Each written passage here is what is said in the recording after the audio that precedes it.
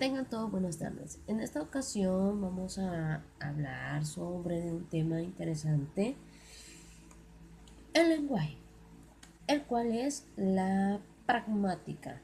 Para empezar, ¿qué es pragmática?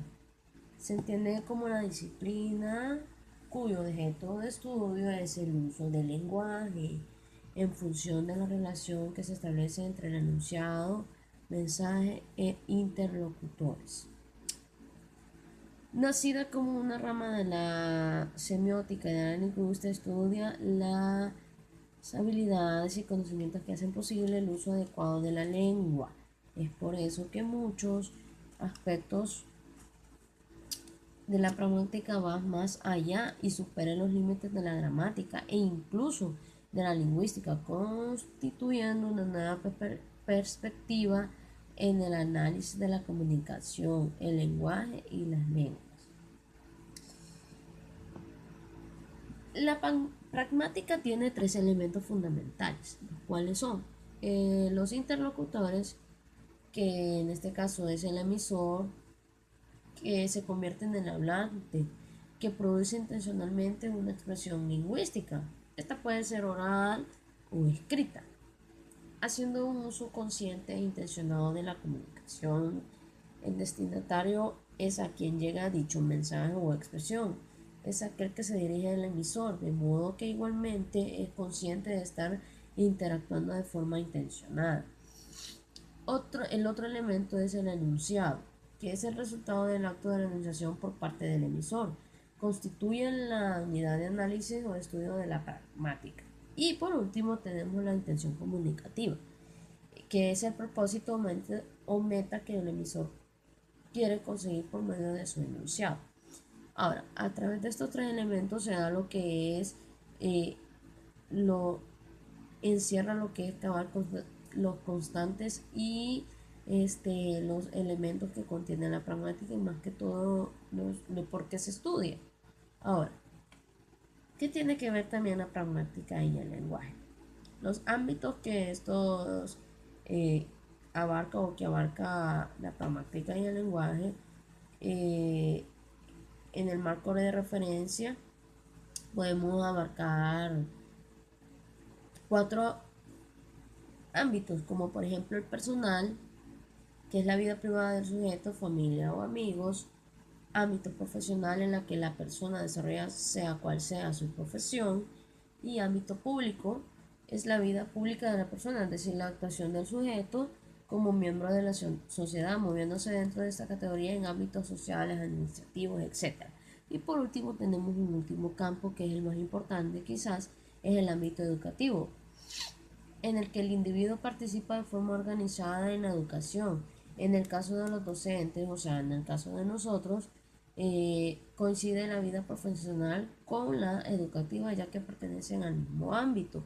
Por eso es que es importante que nosotros como profesores o como educadores sepamos lo que es realmente la pragmática o qué es lo que estudia en sí y por qué es importante. Ahora, también abarca un contexto donde ese conjunto de factores que condicionan tanto la producción como el significado del enunciado, y este contexto puede ser discursivo, integrado por los elementos que constituyen el enunciado. También está el contexto circunstancial, el espacio-tiempo que condiciona el enunciado; y el contexto social, donde incluimos todos los elementos culturales y rituales que puedan acompañar este. Y la situación también es importante, que depende de factores como el lugar, el momento determinado, las instituciones u organizaciones que se producen, las personas implicadas, los objetos de dicho entorno, los textos que se encuentran en esta situación, etc. Y propongo algunos ejemplos. Requieren el uso oral, hablar entre amigos o desconocidos, ya sea en ámbitos privados, públicos, discutir sobre un tema. Nosotros como personas siempre vamos a tener necesidad de comunicar algo. Ahora, es cuestión de cómo nosotros transmitimos o damos este tipo de mensaje o con quién lo hacemos, porque no es la misma relación o el mismo mensaje a veces o la misma forma de hablar que tenemos con nuestros padres, con nuestros amigos, o con alguna persona, o en este caso con un catedrático, no es lo mismo, no hablamos lo mismo. También en el uso escrito, realizar trabajos y exámenes, ámbito público, profesional o educativo, escribir cartas, solicitar información, redactar un currículo vitae en el ámbito profesional.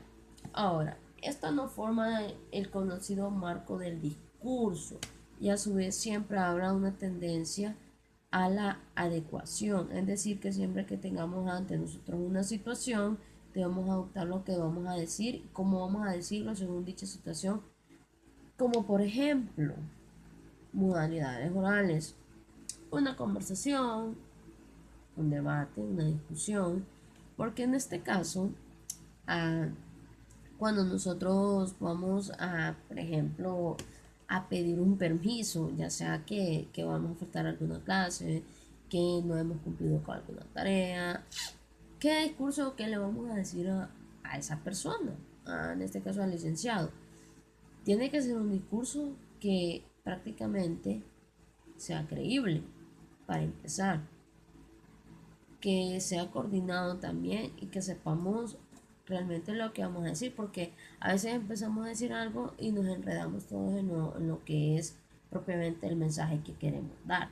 Ahora, en las modalidades escritas, tenemos escribir una carta, que propiamente eso casi ya no lo hacemos, redactar currículos a la hora de ir a pedir un trabajo, redactamos de forma escrita todo lo que se nos pide ahí, lo que sean datos, nombres, todo, pues de, de, de interés para la persona que vamos a traer el currículum.